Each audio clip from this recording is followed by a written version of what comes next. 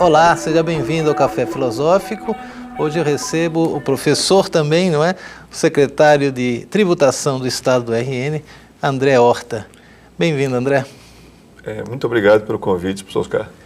Obrigado pela participação, porque você está numa fronteira, vamos dizer assim, você habita uma fronteira da filosofia, você fez filosofia aqui com a gente, faz mestrado em filosofia também, mas tem uma formação em direito, em economia, e que permite um diálogo, talvez para mim, por exemplo, para poder entender melhor a situação que a gente está vivendo no Brasil e até no exterior, e o reflexo do exterior em nossa economia, né?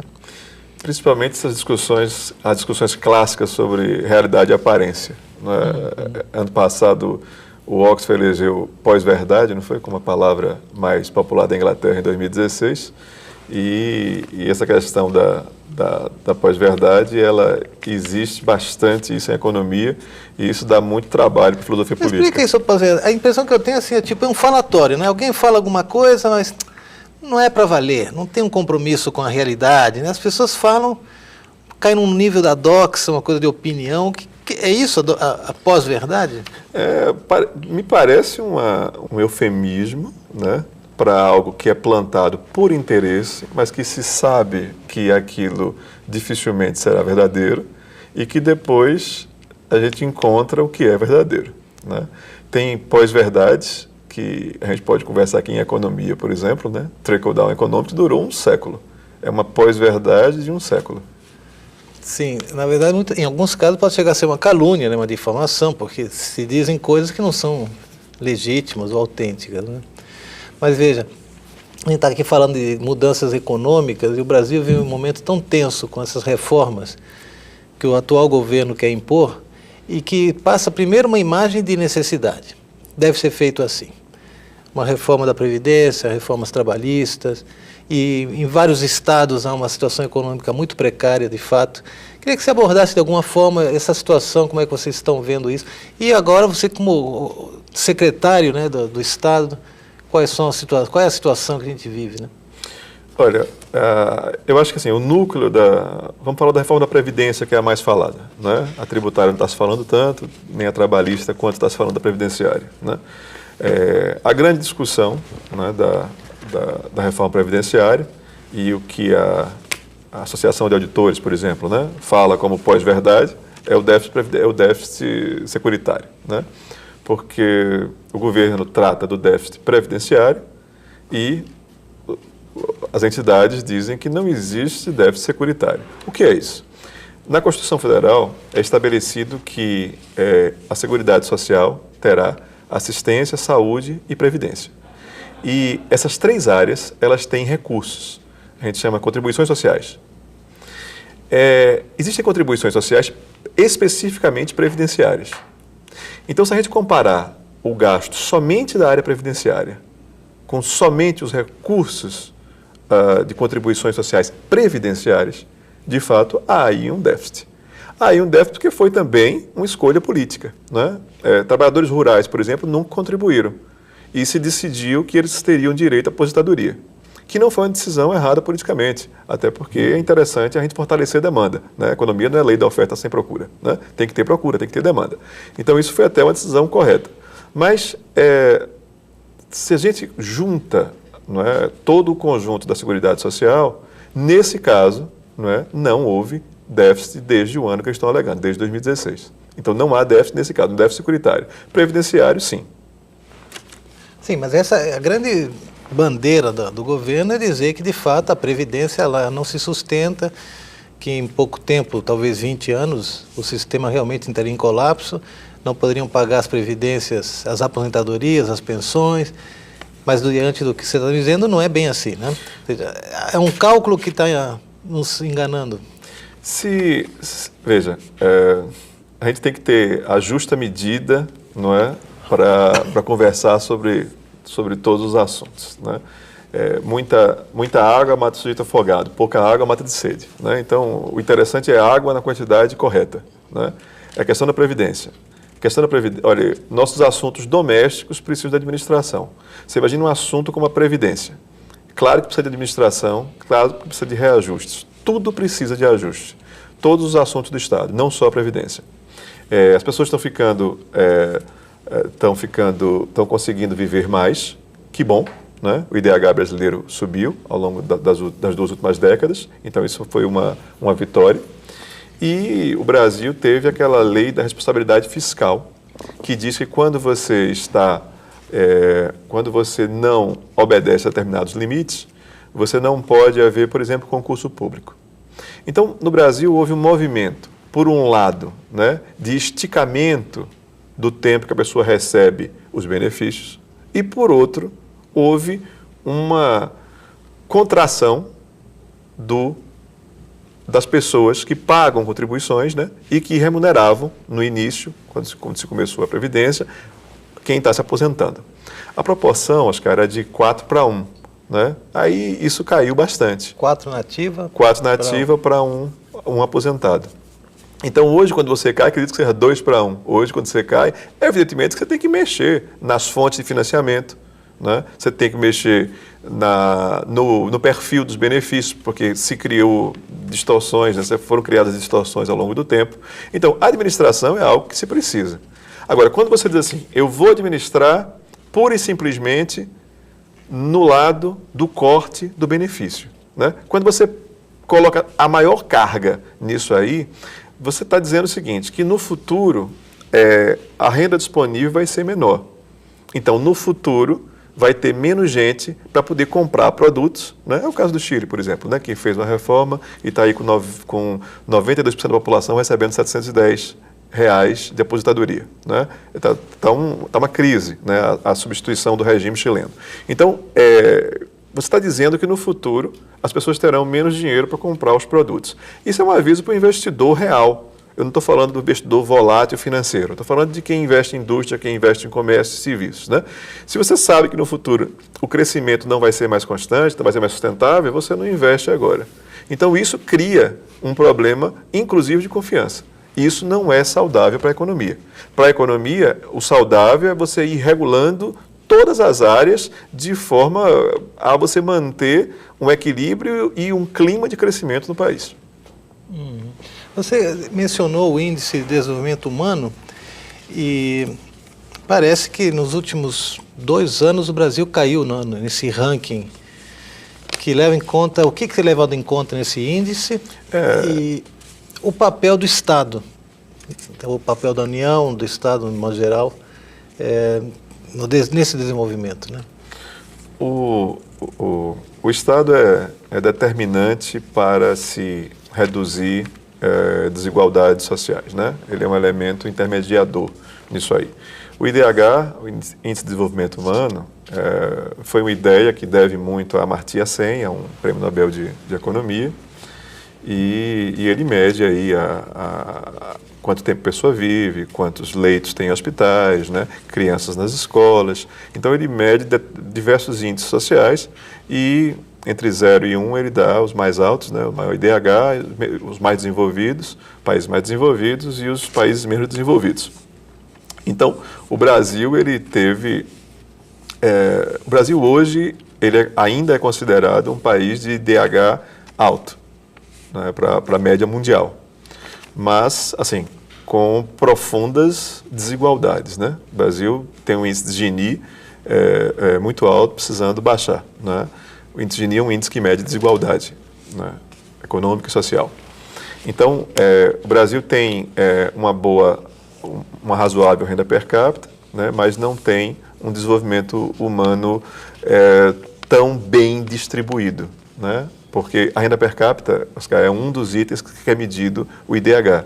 Então, nós não temos uma boa distribuição. Isso prejudica um pouco o resultado do nosso índice aí. A ideia que se tinha no passado, a ideia econômica preponderante, era o seguinte, olha, é interessante nós nos preocuparmos com o desenvolvimento social das pessoas e tal, mas isso prejudica o crescimento econômico e isso prejudica o dinamismo da economia. Ou seja, é importante, né, os ortodoxos dizem, né, é importante a desigualdade, ok, é uma questão até moral isso. Mas, assim, a gente não pode prejudicar todo o conjunto econômico por causa disso. Não pode abalar o lucro. O preço é muito alto. Aí um economista pegou e vários economistas fizeram isso, mas vou falar do último mais famoso, né? Ele pegou vários modelos de países e foi vendo a implementação de medidas de desigualdade, o que é que fazia com o crescimento econômico e com a dinâmica dos vários índices do país, né? O que ele viu foi exatamente o contrário. Os países que mais investiam em redução de desigualdade, que tinham seguridade social mais forte, né, serviços públicos maiores, etc., etc., eles tinham um desenvolvimento econômico muito melhor, muito mais dinâmico. Na verdade, quem tem um preço, né, econômico é a desigualdade. O nome do livro dele é O Preço da Desigualdade. E esse economista é o Joseph Stiglitz, que foi Nobel da Economia em 2001. Esse livro, lançado em 2011,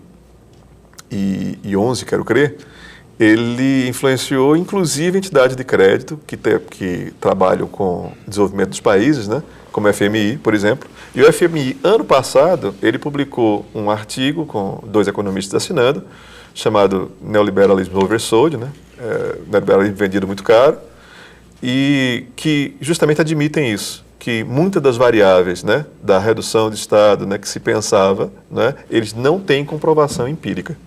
Então é preciso se rever isso aí.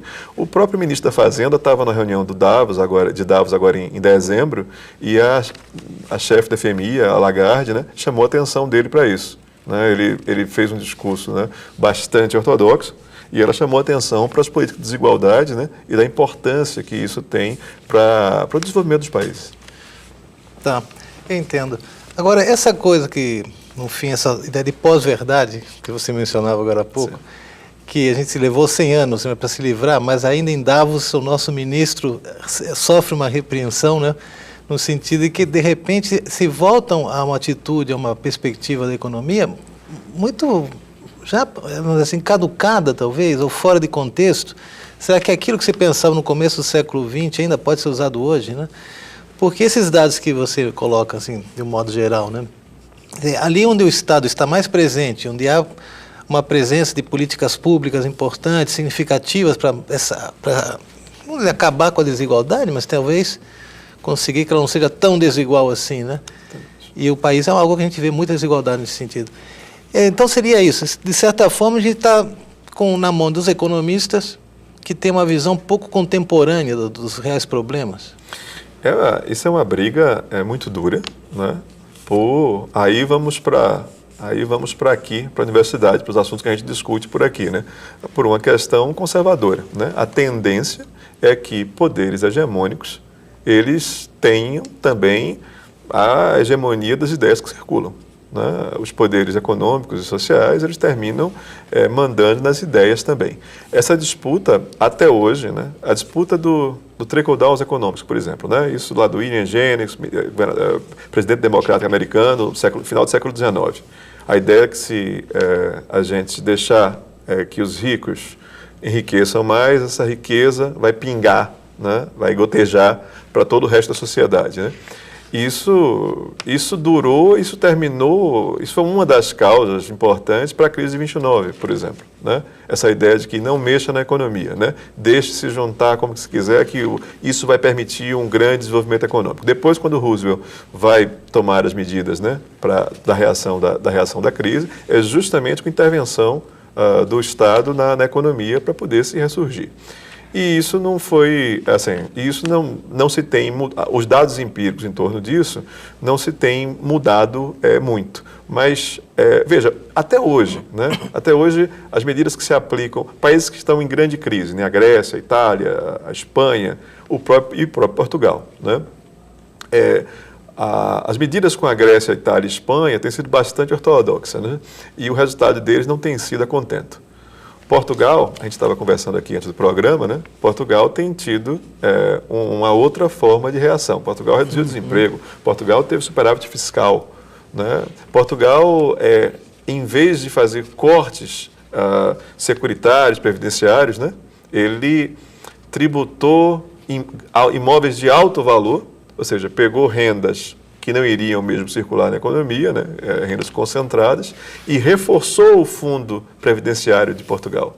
Então, ele disse que passou de 2037, ele passou a ser seguro até 2048 agora, né? Aumentou 11 anos a sustentabilidade da Previdência portuguesa.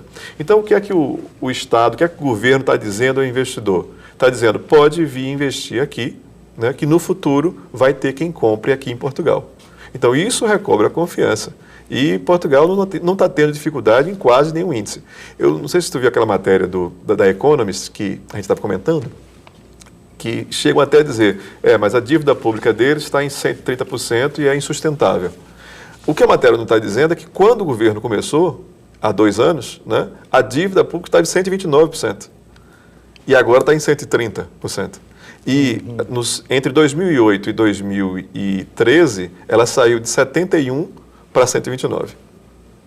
Quer dizer, cresceu bastante, né, com medidas ortodoxas e se estabilizou, né, com as medidas heterodoxas keynesianas que estão lá em andamento. Mas, por exemplo, essa perspectiva, a gente vê que os países que aplicaram essa linha dura na economia ortodoxa, você falou na Itália, Espanha, Grécia, eles não saem, estão ali amarrados numa recessão, numa crise política, até diria, econômica e política, já há muito tempo. Agora, Portugal, assim, concretamente, o que são essas mudanças, por exemplo, no fundo da Previdência em Portugal? O que é diferente lá do que é feito nos outros países? Primeiro, a priorização do gasto público, né? Que não se deixe de ter, né, os serviços, né, mantendo os serviços, mantendo os salários. Veja em relação, por exemplo, à Previdência, né? Ele reforçou a Previdência pública, ou seja, vai manter, né, o pagamento atual e dos anos à frente, né? Reforçou com esse IMI, Imposto Municipal sobre Imóveis, né, Imposto de Imóveis de Alto Valor, e, ao mesmo tempo, ele reduziu 3 pontos percentuais a contribuição previdenciária dos ativos agora, e vai subir esses 3 pontos percentuais nos próximos 6 anos, meio por cento ao ano. Ou seja, em vez de aumentar, como a gente está pensando aqui fazer, ele está reduzindo. Reduzindo para quê? Mais dinheiro para o consumidor. Mais dinheiro para circular. Ou seja, o foco é a demanda. Dizem que a economia ortodoxa, um dos resumos possíveis, é a economia do lado da oferta, né? Você vê aí claramente a economia do lado da demanda, né? Fortalecendo a demanda. Não é que não se tenha que pensar em oferta. Tudo aqui, como a gente está conversando, tudo é uma questão de equilíbrio, né? Agora, onde é esse ponto de equilíbrio, aí a gente realmente tem uma avenida para caminhar. Mas o que a gente percebe, assim, né, os mais leigos, como eu, por exemplo, a gente vê que um discurso do governo é sempre um discurso muito impactante de criar um temor na sociedade, dizendo ou se faz do jeito que nós falamos ou não tem jeito. Então, há um recuo por parte do Estado, a presença do Estado vai diminuindo, né? A própria votação, a emenda constitucional que foi feita há pouco tempo, que limitava 20% dos gastos, isso já está dizendo assim, o Estado tem que encolher, porque senão a gente não sai do buraco. Mas aí, de repente, vem um discurso desse, de heterodoxia, e a gente começa a perceber que certas atitudes por parte do governo podem fazer com que a coisa melhore sensivelmente para as pessoas, né? E tendo em vista que ano que vem tem eleições, né, a gente fica pensando como é que será que haverá uma disputa de modelos de economia, de como pensar o Estado e tudo mais? A gente tem que tomar cuidado quando a gente está conversando sobre política com essas armadilhas verbais, né? A Previdência precisa de um ajuste de uma administração? Sim, precisa de ajuste de administração. Não é esse que você está sendo colocado, mas precisa de ajuste de administração. O gasto público tem que ter controle, tem que ter eficiência? Sim, precisa ter controle e precisa ter eficiência. Não pode ser a um ponto de você suprimir serviços oferecidos à população, até porque isso depois termina impactando na própria renda. Então, assim, tudo é uma questão da proporção. A diferença entre um modelo e outro é a proporção que se faz, né, e as escolhas, né, que o dirigente, né, vai fazer em relação ao que você está se aplicando. No caso, eu aproveitar aqui para usar a nossa agenda aqui do Rio Grande do Norte, né? No caso dos estados, tem um drama, Oscar, a mais, né? Que é a questão do federalismo brasileiro. O que é federalismo? É a quantidade de recursos que você tem para poder cumprir as suas responsabilidades, né? Qual é o recurso que a União tem e o que é que ela tem que pagar, o que é que ela tem que fazer, o que é que tem que sustentar. Qual é o recurso que o Estado tem e o município tem, né? E o que é que eles têm de serviço a prestar. Na evolução brasileira, os estados terminaram encolhendo, né, mais, estados e municípios encolheram mais do que a União, muito mais do que a União. E os estados encolheram, inclusive, em relação aos municípios. Os municípios tiveram perda em relação à União, não tenha dúvida, mas os estados tiveram perda até em relação aos municípios. Então, existe um problema aqui de federalismo que os estados têm se mantido esses anos todos com recursos artificiais, com algum empréstimo, por exemplo. O empréstimo é a forma mais comum, né? Então, o que ele tem que cumprir de obrigação no ano, ele não tem recursos ordinários, que são os impostos, que são as transferências, né, suficientes para poder honrar aquilo ali. Então, terminou sempre fazendo na base do empréstimo. Quando chegou agora a crise econômica, né, quando chegou petróleo, nossa maior commodity, né, aí caiu a 1/3 do valor. A China entra em crise e para de comprar soja e ferro brasileiro. Deixa de circular a economia aqui dentro. No meio de tudo isso, tem aquela operação Lava Jato, né, que para o Rio Grande do Norte afetou Petrobras e Constituição Civil, que são 2 vetores importantes da nossa economia.